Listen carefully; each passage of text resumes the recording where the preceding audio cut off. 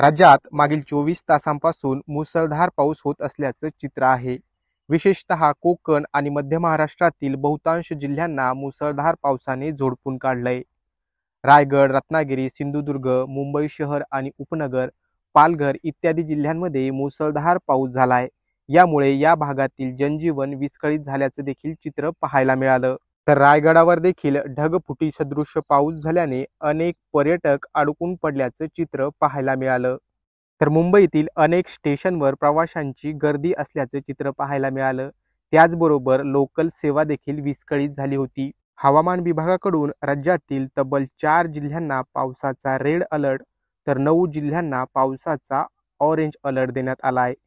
उर्वरित जिल्ह्यांना पावसाचा येलो अलर्ट देण्यात आला असून पुढील 3 ते 4 दिवस राज्यातील पावसाचा जोर हा कायम असणार आहे. मुंबईमध्ये पुढील 24 तासांमध्ये मुसळधार पावसाचा इशारा हवामान विभागाकडून देण्यात आला असून कोकण विभागातील सर्वच जिल्ह्यांमध्ये मुसळधार ते अतिमुसळधार पावसाचा इशारा देण्यात आला आहे. सिंधुदुर्ग आणि रत्नागिरी या जिल्ह्यांना पावसाचा रेड अलर्ट तर उर्वरित जिल्ह्यांना पावसाचा ऑरेंज अलर्ट देण्यात आला आहे.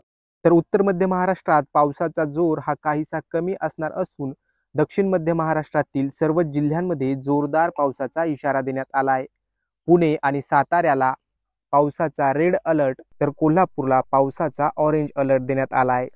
मराठवाड्यात देखील पुढील 2 ते 3 दिवस समाधानकारक पावसाचा इशारा हवामान विभागाने दिला आहे.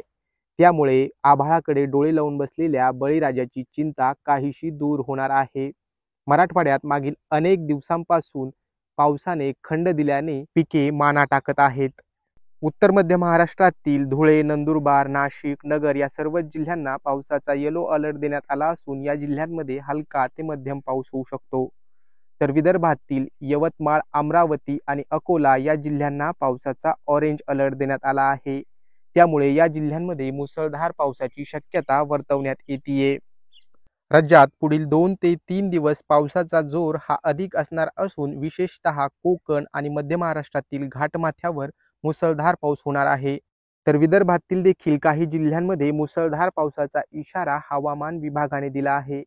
त्यामुळे या भागातील शेतकऱ्यांनी तसेच सामान्य नागरिकांनी घराबाहेर पडताना विशेष काळजी घेणं गरजेचं असणार आहे. तुमच्या जिल्ह्यामध्ये हवामानाची स्थिती कशी आहे हे आम्हाला कमेंट बॉक्समध्ये नक्की कळवा. असेच हवामानाचे अपडेट्स दररोज पाहण्यासाठी पाहत रहा लोकल 18 मराठी.